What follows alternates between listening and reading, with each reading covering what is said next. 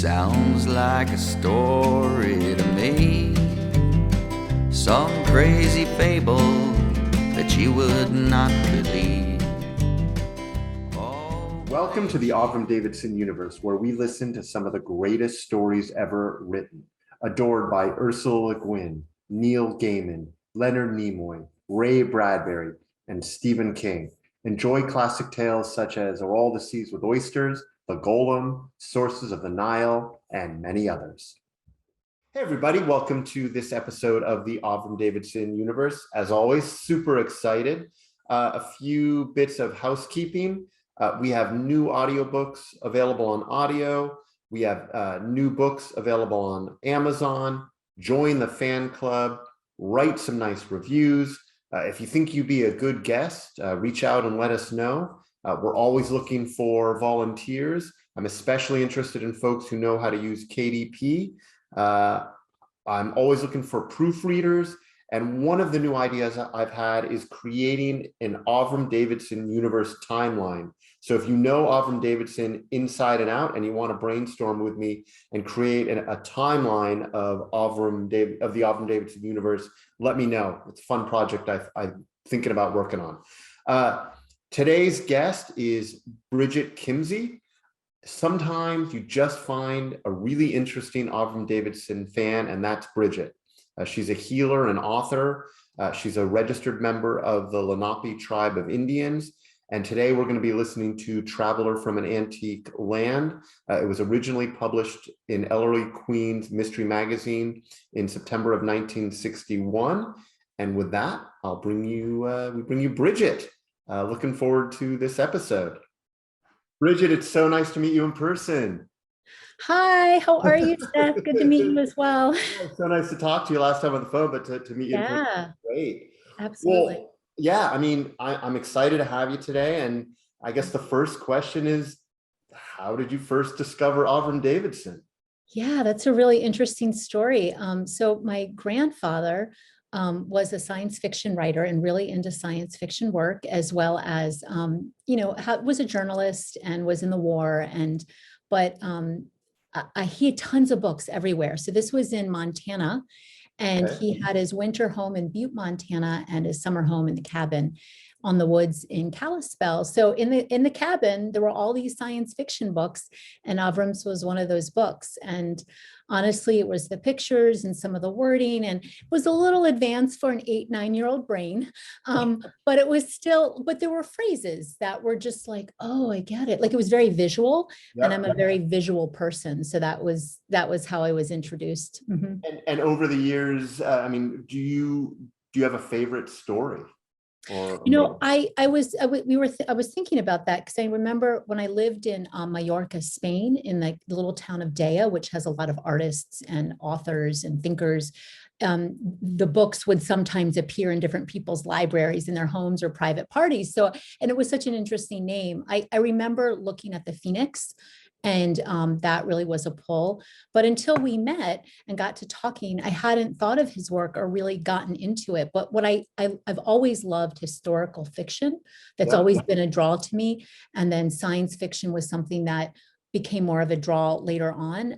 The multi-levered layers of his work has been a pull, and I'm excited as we're getting to know each other to go further and to start to really read them. So it's been good. It's been exciting. And what you've read so far, I mean, what about his particular style resonates with you? Well, what I like about his work is that even just one story, if I read it today and then I read it 5 days from now or 5 years from now, I'm going to get something different. And I love that. I love that idea that it's not over. And there's so many parts of it. It has like a sing-song feel to it. It has the historical component of it. It has this idea about like bringing you into the space and then wondering, well, what was going on behind the scenes, and him giving a real nice, accurate, maybe not completely like that's what happened, but it could happen and you could believe into it. So it's exciting to go on these journeys and then to revisit it a different time and then get something completely different out of it, because it's so layered, and it has this pendulum swing that seems to happen. And the only other time I've had that excitement in reading a piece of work was with Shakespeare, which I studied very intently. And, depending on how it was read, who was reading, how listening, like perform, not perform, you got something different out of it. So I like that multi-layered is something I resonate. And in terms of, I know you're a writer, and what are you, just so people can get to know you a little bit better, what are you focused on? What are you focused on these days? Well, I'm focused on creation and reality. I do resonate with Avram's work, which I know is fiction, and mine is at this point nonfiction, but people read it and think, oh, it's fiction. I am interested in my background as a Lenape Indian in my father's family, and bringing that into modern science. And how does that work? How does it work as a hereditary shaman and also a scientist in modern science? How do those two things work together? And so I've taken that journalistic scientific method to go deeper into exploring creation, and right now in astrophysics, but I don't want to frighten people. It's a different take on looking at physics and how where does the universe come from and how does it work? And I hope I do it justice by it's somewhere between, it's nonfiction and it's somewhere between humanity and science. And I have a memoir, which is my first one, and then 2 books that begin this journey into really looking at creation. If someone wanted to seek out your work, what book would what's the first book you recommend that they read? So I would recommend my memoir first, because I wrote it in part because of I have about a 26-year history in working in hospital settings in integrative health.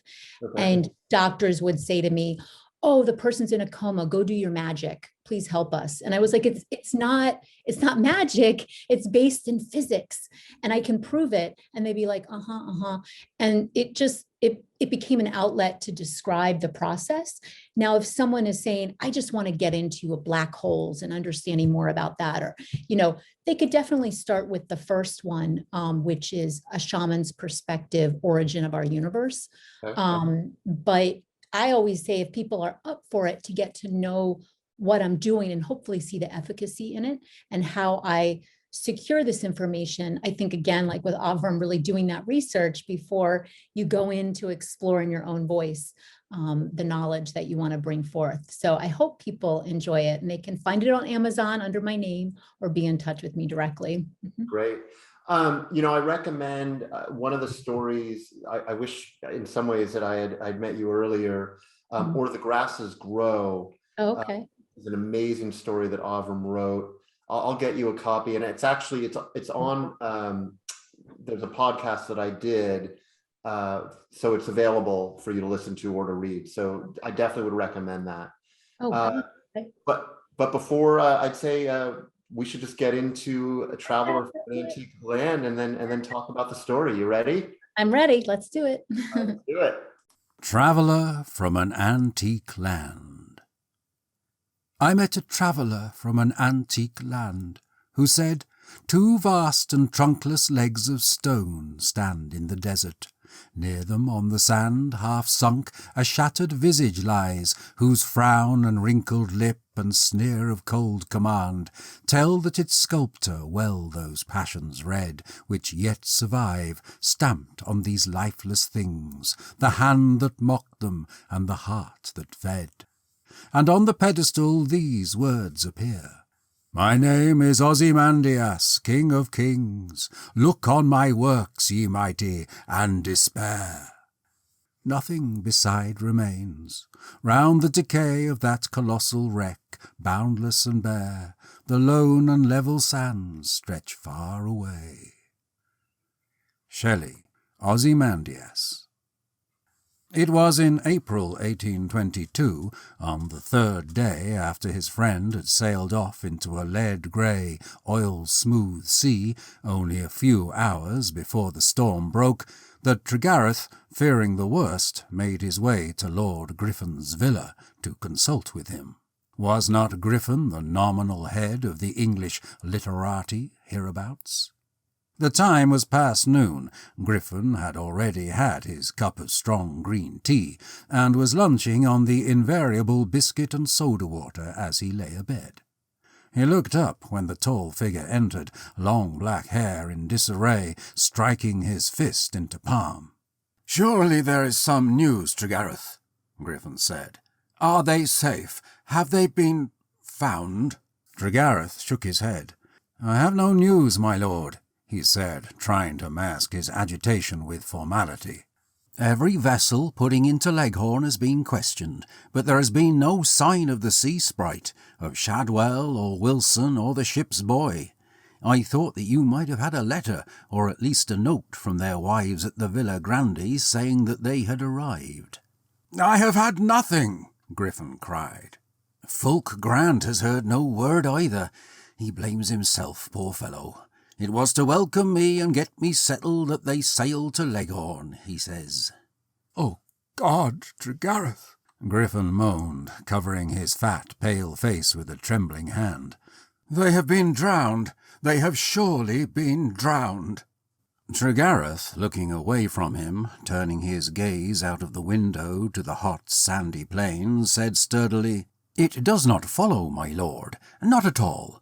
I conceive of at least 2 other possibilities. No, 3.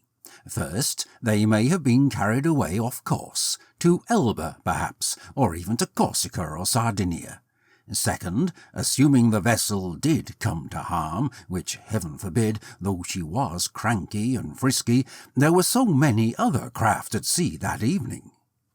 Tregareth spoke more and more rapidly, his broad chest rising and falling as his agitation increased. "Surely it is not unreasonable that they have been taken aboard one of them, and are even now disembarking in some port. And third, I fear we must also consider the possibility that a piratical felucca may have ridden them down, pretending accident, don't you know, my lord, and that presently we shall receive some elegantly worded message, which in our blunter English speech spells ransom." Griffin had begun slowly to nod. Now his face had cleared somewhat. He reached for his silver flask, poured brandy into the tiny silver cup. "What must we do?" he asked. "You have been a sailor. In fact, if we are to believe your own account of it, wilder than any tale I dared to write, you have been a pirate too. Command me, Tregareth, eh?" He drained the cup, looking at the Cornishman with raised brows. Ignoring, in his concern, the implication, the other man said, "I thank you, my lord. I propose, then, in your name, with your consent, to obtain the governor's permission to have the Coast Guard scan the beaches. Perhaps some flotsam or wreckage will give hint of—" He did not finish the sentence. Griffin shuddered. "And also I will have couriers sent out on the road to Nice, inquiring of news, if any, of their having reached another port. In the event of their having been captured by brigands, we must await that intelligence." Griffin muttered something about, in that event, the British minister. Tregareth's grey eyes grew fierce and angry. "Let Shadwell's wife, my lord, let poor Amelia appeal to the minister and to diplomacy. Let me but hear of where they are constrained, give me a file of dragoons, or if not, just a brace of pistols and a stiletto. I have stormed the corsair's lair before." "Yes, yes," Griffin cried. He rose from bed, thrust feet into slippers, and with his queer, lame, gliding walk, came across the room. "And I shall go with you. This is no coward's heart which beats here." He laid his hand on his left breast. "I know it, my lord," the other said, touched. And, telling him that he must make haste, Griffin thrust a silken purse into Tregareth's hands, bade him Godspeed, and gloomily prepared to dress. The 2 ladies met the Cornishman with flushed cheeks, cheeks from which the colour soon fled, as he confessed that he brought them no news. Jane Wilson essayed a brave smile on her trembling lips, but Amelia Shadwell shrieked, pressed her palms to her head, and repeated Griffin's very words. "Oh, God, Tregareth, they have been drowned!" But Mrs. Wilson would not have it so. She knelt by the side of her hostess's cot in the hall of the Villa Grande, a whitewashed room on the upper story, not much larger than the 4 small whitewashed rooms which serve for bedchambers, and taking the distressed woman by the hand, began to comfort her. Wilson was an excellent sailor, she said. No harm could come to Shadwell while Wilson was aboard. The storm had lasted less than half an hour, surely not enough to injure such a stoutly built vessel as the Sea Sprite. Tregareth added his assurances to Jane's with an air of confidence he did not feel. By and by the cries gave way to moans. Amelia pressed a handkerchief to her lovely eyes and turned away her head. Tregareth would have lingered, but Jane drew him gently away. They descended the stairs together. The sea foamed and lapped almost at their feet. For a moment they were silent, looking out over the beautiful Gulf of Spezia to the terrace. To one side was the tiny fishing village of St. Ursula. To the other side, a degree nearer, the equally tiny town of Lorenzi. At length Jane spoke. "Poor, poor, dearest Amelia," she said. "She has been far from well. It is not only her body which is weak, you know, Tregareth. She has been sick in spirit, sick at heart. It is the loss of her dear children. To bid farewell to two such sweet babes in so brief a time. No, no, Tregareth, man knows naught of what woman feels. It is too much." And so she spoke, mantling her own concern for the missing. Even when her husband's name, it was only in connection with Amelia's illness. "Did you know, Tregareth, that scarcely more than a week ago, when she was in truth barely able to turn on her couch, that we missed her one night? Wilson found her down below, her slippers sodden and her hem drenched, and she seemed like one who walks in a dream. I have not dared to part from her for even a moment since. We had better go back, but no word of this." Amelia smiled at them as they returned, a sad and worn little smile. "I am ready to hear what you have to tell me now, with more composure," she said. And so Tregareth recounted to her what he thought she might safely hear. How Shadwell and Wilson came sailing the trim little Sea Sprite over the wine-dark sea to greet the poet Fulk Grant and his family. How Grant and Shadwell had fallen into one another's arms for joy. How they had settled the new arrivals in satisfactory quarters. And how, finally, it was decided that the Sea Sprite and the Liberator, Lord Griffin's vessel, would return together, with Tregareth captaining the latter, while Griffin stayed behind. "Oh, why did you not do so, Tregareth?" cried Amelia Shadwell. "With a skilled sea captain such as you to convey them." It was the fault of the harbour-master, Tregareth explained. At the last minute he had refused clearance to the Liberator on some petty point or other. And so Shadwell and Wilson, by now impatient to see their wives once more, had sailed off alone, with only Antonio, the ship's boy, for crew.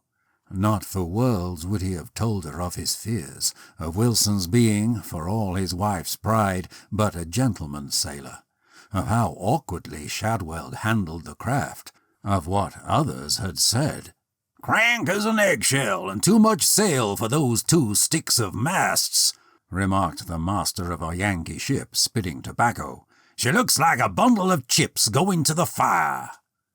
And the Liberator's first man, a Genoa man, "They should have sailed at this hour of the morning, not the afternoon. They're standing in too close to shore, catch too much breeze. That gaff topsail is foolish in a boat with no deck and no real sailors aboard." There had been only a slight wind, but in the southwest were dirty rags of clouds. "Smoke on the sea," said the mate, shaking his head. "A warning," as the fog closed around the trim little Sprite. The air was sultry, hot, and heavy and close. Tregareth had gone below to his cabin and fallen into a doze. He dreamed of Shadwell, his dark fair hair only touched with grey, ruffled by the breeze, the light of genius in his eye, the look of exultation on his face, a boy's face still for all he was approaching 30, a boy's fair skin and light freckles, and a boy's look of eagerness. The world had never gone stale for Archie Shadwell. Tregareth had thought, as he often did, of his own good fortune in being the friend of Shadwell and of Mrs. Shadwell, and somehow he found himself envying Wilson, who not only had a beautiful wife of his own, Tregareth's wife was dead, but the company of the beautiful Amelia Shadwell. And then he had fallen asleep. And then had come the gust of wind, the temporale, the Italians called it, and the squall broke. It thundered and lightened, and he rushed on deck to help make all trim. In 20 minutes the storm's fury was spent, but Jane Wilson was wrong in thinking that was too brief a time for deadly damage. 20 seconds could do for so light a boat as the Sea Sprite. Thus 3 days had passed, 3 days of ceaseless inquiry. From Griffin, Tregarth had gone directly to the governor, mentioned the name of Il Milord Griffin, doucely slid the purse across the desk. "A courier, as far as Nice, of course. And the Coast Guards to patrol the beaches all about? Certainly." The purse vanished. Orders were given, messengers scurried. Tregarth had left in a flurry of assurances and come straight to the Villa Grande. He had intended to leave as quickly to pursue his own search, to flag, and flog too, if need be, the Coast Guards into vigilance, for who knew if any of Griffin's gold would trickle down to them? But Amelia would not hear of it. "Tregarth, do not leave us," she begged, and he, looking at her sweet face, could not refuse to tarry a little while. Jane summoned a servant to make fire for tea. Jane herself was busy pretending the matter was no more than that of, say, a diligence whose lead mule had delayed the schedule by casting a shoe. She bustled about with needles and thread. But Amelia would not play this game. "Oh, Jane, in heaven's name, be still," she pleaded. "I am looking for the beeswax to help thread my needles," Jane explained, hunting and peering. "I promised dear Shadwell to finish that embroidered shirt for him. Where can it be? Is that not strange? A great lump of unbleached beeswax." Amelia began to weep. "Shall he ever wear a shirt again? And this creature wants to kill me with her talk and her scurrying." But the next moment Tregarth himself was kneeling and holding her hand, and vowing that Shadwell would live to wear out 1,000 shirts, 10,000. She smiled, allowed her tiny white hand to become engulfed in his great brown one. But she gave a little cry of pain. "Why, what is this, Amelia?" he asked, astonished, opening her fingers and looking at the scarce-healed marks there. "I was sawing wood, kindling for the fire," she said in a small voice. Jane and Tregarth exclaimed against such foolishness. There were servants. Amelia pouted. "They care nothing for me," she said. "Look at that slut there. Do you suppose she cares about me?" The servant girl, perhaps sensing she was being mentioned, turned at that moment. She smiled. Not at all an ill-looking wench, Tregarth observed, almost abstractedly, though of course one could not even consider such coarse charms in the presence of lovely Amelia. The girl smiled. "The signore will soon return," she said. Amelia spat at her, cursed, called her Puda, struggled to rise. "Madam!" cried Tregarth, shocked. "She meant but to reassure you, dearest Amelia," said Jane as the girl scuttled away, frightened.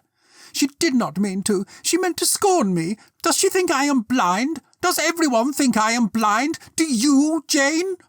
But the hysteria passed almost as soon as it had come. "Tregarth, forgive me," she said. "I am not well. Such sickly fancies cloud my mind. Oh, I know that Shadwell must be living. So great a genius cannot die so young. No age ever had such a poet. Does not Griffin himself agree?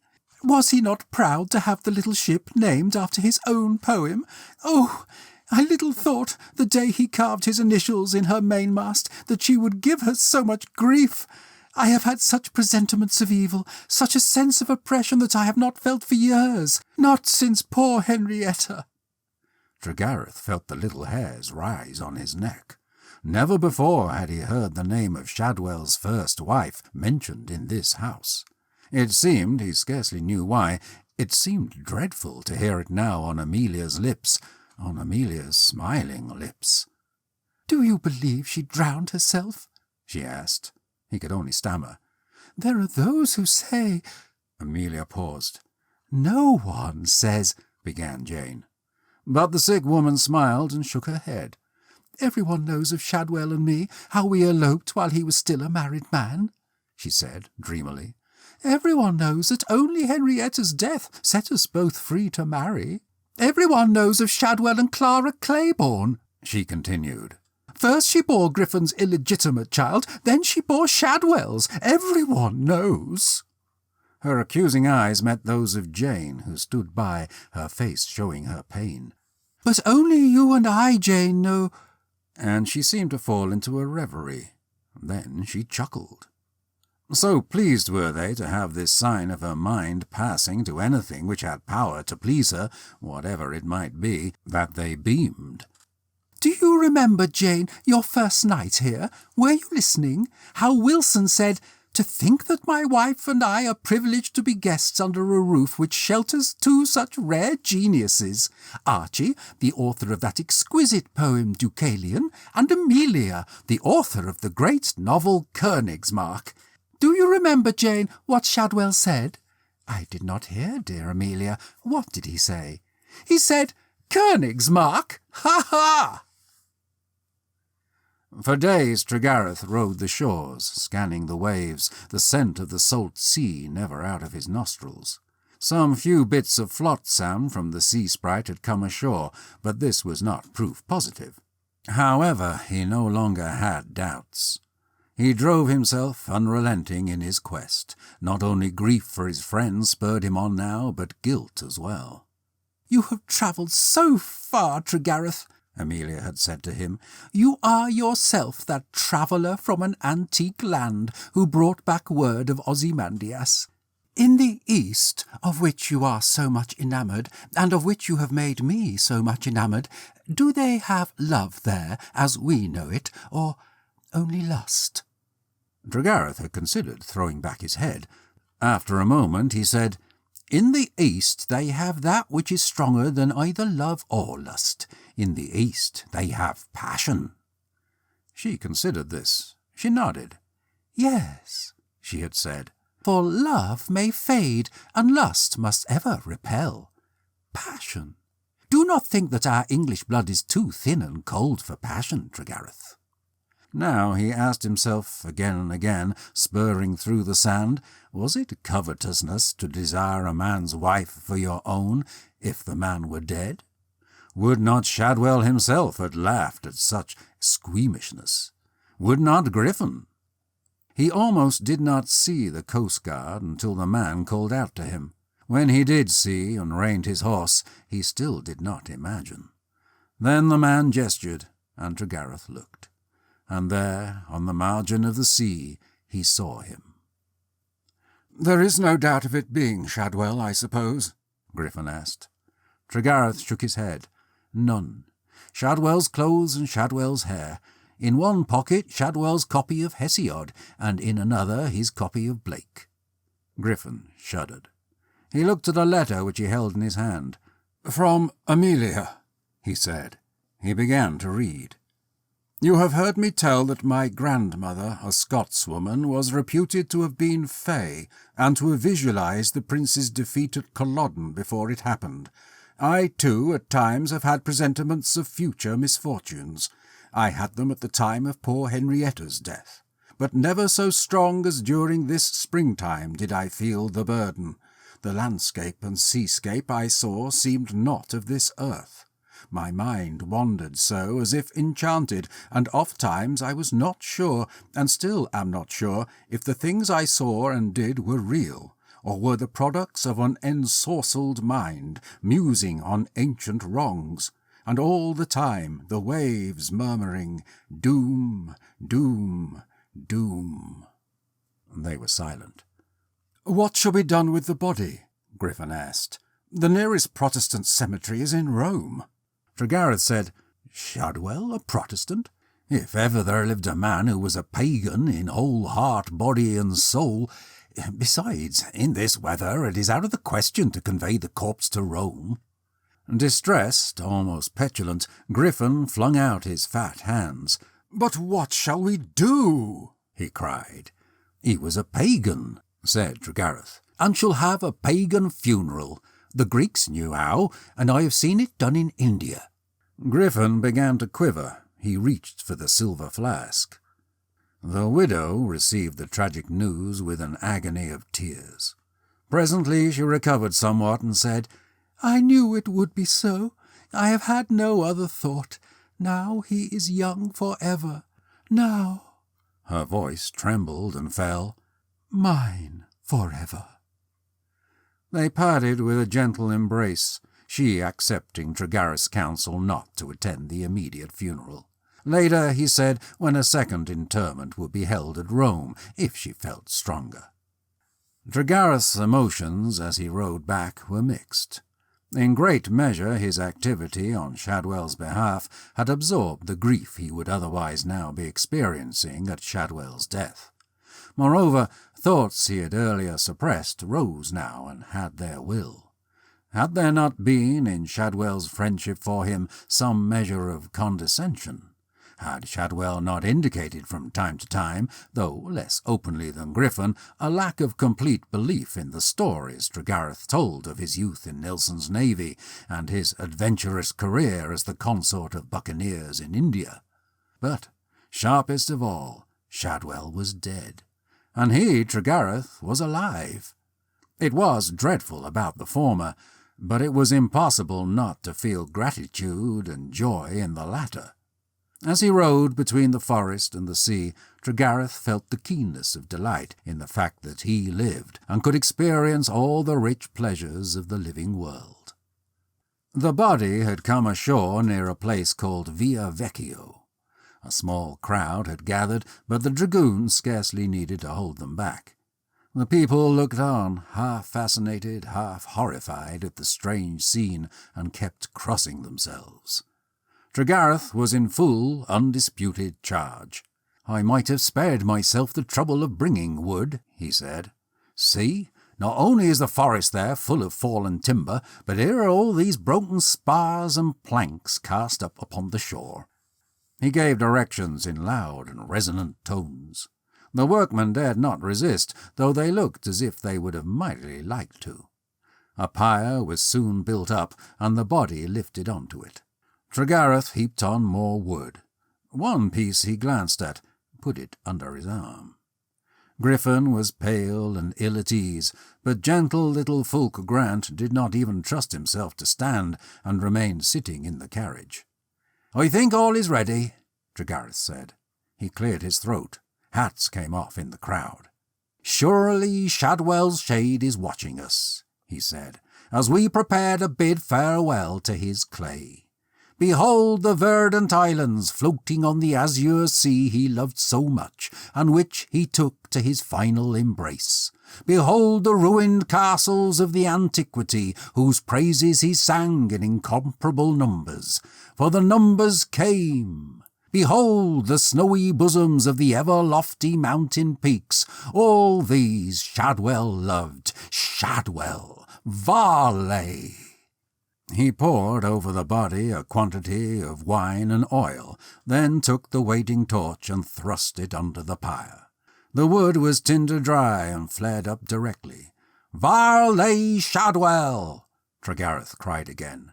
He cast into the fire the copy of Blake which had been in the drowned poet's pocket.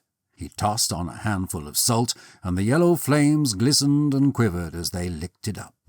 "Behold!" he exclaimed, "how peacefully the once raging sea is now embracing the land as if in humility, as if to crave pardon. O Shadwell, thou—" But here Griffin interrupted him. "Tregareth, cease this mockery of our pride and vain glory," he said in a stifled, low voice. Tregareth, his long black hair floating on the wind in magnificent disorder, looked at him with some surprise. Then he looked over to Fulk Grant. But little Grant, still in the carriage, now had the silver flask in his hand. The only sound he made was a hiccup. Tregareth shrugged. He tossed in a handful of frankincense. The flame mounted higher. The heat grew more intense. "I cannot endure to remain much longer in Italy," Griffin said. "Every valley, every brook will cry aloud his name to me. We must go off somewhere together, Tregareth, you and I, for now I have no one left. America, Greece, somewhere far off." He sobbed aloud, then turned and walked away. The fire crackled and hissed. Tregareth stood all alone by the pyre. Slowly he took from under his arm the piece of driftwood. It seemed a portion of a ship's mast. On it were carved the initials G.G. He clearly called to mind that happy day, only a short while back, when Gerald, Lord Griffin, had carved the letters. The top of the piece was all rent raggedly, but on the lower part the breach was only partly so. The rest of it... He could envision the scene. The sudden trumpets of the storm, the terribly sudden blast of wind, the foremast crashing down before the frightful pressure of the wind-caught sails, mast and sail falling as dead weight upon the gunwales, and the ship careening and filling, and then going over, going down, as the sea rushed in, and the lightning served only to make the blackness deeper. Tregareth ran his fingers over the smoother surface of the wood. Someone, plainly, had sawn half through the mast, and then hidden the cut with unbleached beeswax of the same colour. He lifted his fingers, bent his head. Despite the wash of the sea and the scouring of the sand, Tregareth could still note the scent of the wax. He thought, for just a moment, that he could even detect the scent of the soft bosom in which the wax must have rested to soften it. But this was only fancy, he knew. It need not, however, remain only fancy. Love, he reflected, can fade, and lust must ever repel, but passion is stronger than either. He came as close to the pyre as he could, threw in the shattered section of the mast, and watched it burn fiercely. Then he turned and went to join the others.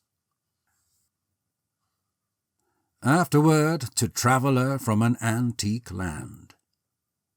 Davidson was not the first to treat the history of English literature as the setting for crime fiction. Lillian de la Torre's stories of Sam, Johnson, Detector, are probably the earliest sustained series. The suggestion Davidson makes about the death of Shelley is novel. The letter from Davidson to his agent, Robert Mills, printed here, identifies the actors in this thinly veiled account of the death of Shelley at sea in 1822.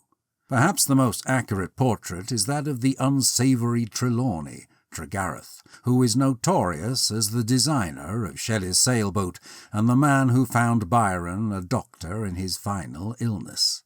Few men have had the distinction of causing the deaths of two poets of such stature. Trelawney dined out on his fame for the rest of his long life. Henry Wessels. Postscript to Traveller from an Antique Land. A letter from Avram Davidson to Robert Mills, 3rd of October, 1960. October 3rd, 1960, 410 West 110th Street, New York City, 25. Dear Bob, thank you for sending along Fred Danny's very interesting comments on Traveller from an Antique Land. I think I see exactly what he means.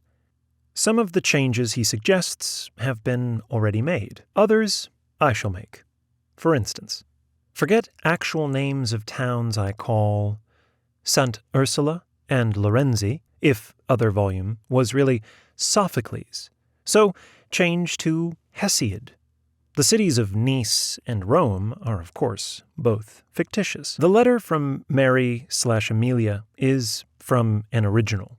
I should have liked to essay another in the same vein, but I eliminate as directed. Fred does not mention my having pointed out that much of the funeral oration is in Trelawney's, and to a much lesser extent, Leigh Hunt's own words.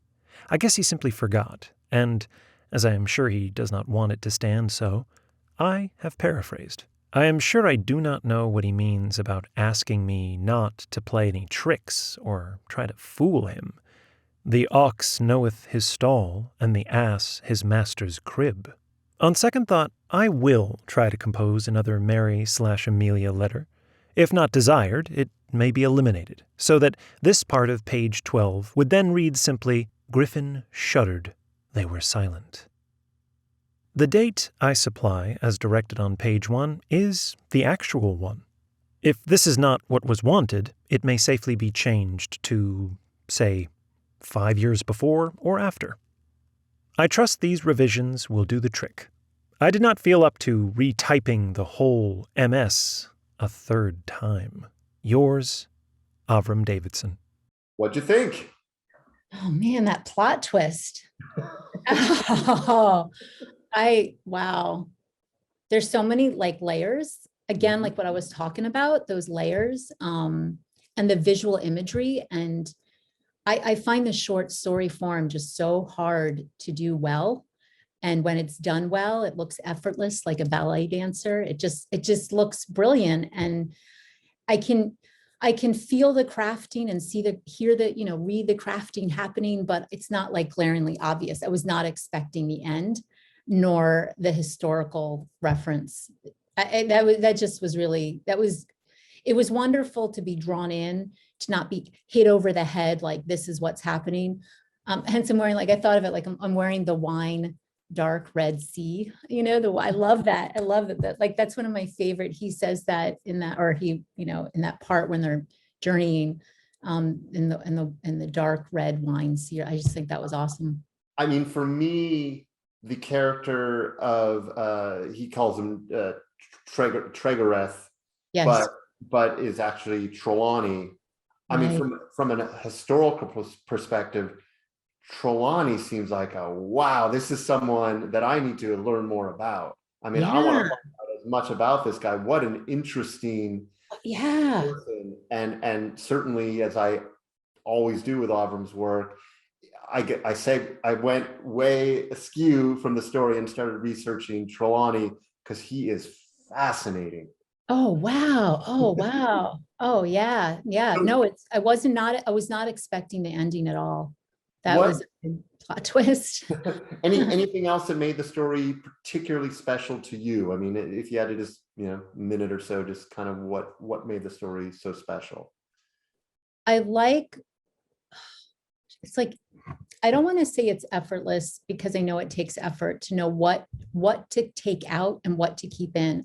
But I think even in such a small number of pages, I get a fullness of the character, how they look, how they feel, what they're thinking, how they might even hold their body. It's just how it's so,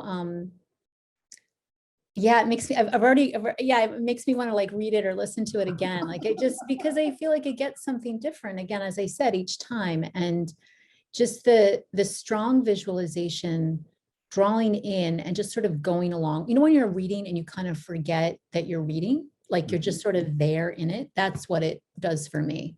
Yeah, a lot, and I haven't looked, but a lot of people say you'd be surprised how little Avram actually says, or how so much of it is your own imagination, and you don't even realize. Yes. Isn't that amazing? Like the wine, like what is it? I go back to the wine red sea. The wine, the dark red. Where I had it written down, the wine dark sea, like that. Wow. I mean, because if someone's had red wine, they know how it feels in their body. They know how it feels in their brain. So imagine looking out at that sea and sail, the people are like saying, don't go, because they know that when the sea looks that color, has that feel to it, not a good time in Italy usually to sail. And so that simple few words just brought up for many people, and having lived on the Mediterranean, it brings up very clearly what's happening, what's going to happen. Very short. Mm-hmm. So as I always like to do, I think I love to imagine big, and I mean, I think this would be an amazing movie or series. Yeah. But I always like to pull out one character, and I am just completely fascinated with Trelawney. It's actually Edward John Trelawney. Again, they call him Tregareth. I'm gonna now have to look that up, Seth. Yeah. So I recommend everyone look up Edward John Trelawney. He's a fantastic person. When I initially looked up Trelawney, one of the problems that I had was Professor Trelawney from Harry Potter kept appearing page after page. And so I finally had to start listing other poets and Trelawney to find that it's Edward John Trelawney. Wow. Good digging. Yeah, so he's an incredibly interesting character. His picture is fascinating. But if you were to make a movie about who would play Trelawney or All right.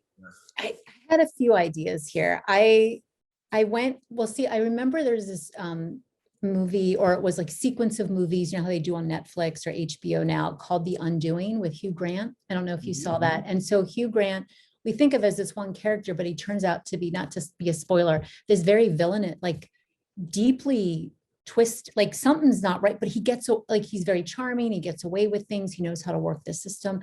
So I thought, like, Hugh Grant is too old now maybe to play the character, but a younger Hugh, or would it be someone like Keanu Reeves? Would it be someone who has this sort of, and then even as we're talking, I thought of the character from The Witcher. I forget what the actor's name is. He's from England or Wales or something. I thought he was a really interesting, you know, that's a hard, who do you think? Those are the names. So for me, and I use him a lot because I think he's such an amazing actor, and I've been a fan of his since he was in Empire of the Sun as a little boy, but a Christian Bale. Yes. You know, yes, that's it. I thought he could definitely pull it off. Oh yeah. Yeah. Well, yeah, thinking of him in like The Machinist, or in, I think it was Batman, you know, like he can play such, so even just because there seems to be so many levels and layers to this character in Avram's work, that's why I was struggling. I was like, well, he kind of looks like Keanu, but maybe he has that twistedness of Hugh Grant's character not doing, but then he has the charm of the Witcher guy. So like, who could, but yeah, Christian Bale. That's great. But you know, I can't thank you enough. It's this so much fun. It's so nice to find you in person. Yes. Is there anything else before we go? Is there anything else about Avram that sort of jumped out at you, that just anything else you'd want to share? Final thoughts. Oh gosh, I don't know. I hope it's, I mean, I had mentioned, I think that from what we've discussed and reading about him a bit more, because I'm level 1 autistic or Asperger's, I really wondered, I think that people who have neurodiversity, and I wonder, they just have this incredible ability to hold multiple things at once, to be forward thinking, to be in the moment, to bring you in, to take you further. And I do see that characteristics of some really amazing autistic writers in his work, which gives them that edge of being able to do these multi-level dances that we don't see in a lot of neurotypical people. So I don't know. That's neither here nor there. I think it's fascinating. I think he has a special brain and a special way to write. And I hope that readers can start with a piece of work that is really user-friendly, and then go further. Because it's like with Shakespeare or some of these other great authors through time, they have such depth that it can be a little off-put, like, oh, the language, I'm not quite sure, but give it some time, or listen, or read, or take it in pieces, or read it with a friend. It'll be worth it. I saw, I remember seeing this one review of Phoenix in the Mirror. Yeah. Young gal, I'm sure she's very nice. And she said, I didn't get it. And I'm thinking to myself, yeah, you got to have a little patience. You maybe start with something a little simpler, work your way up. Because the first time I read Phoenix in the Mirror, I had no clue what was going on. Right. And I love Phoenix in the Mirror now. Yeah. So you need to work. It's like working a muscle. You got to work up to it.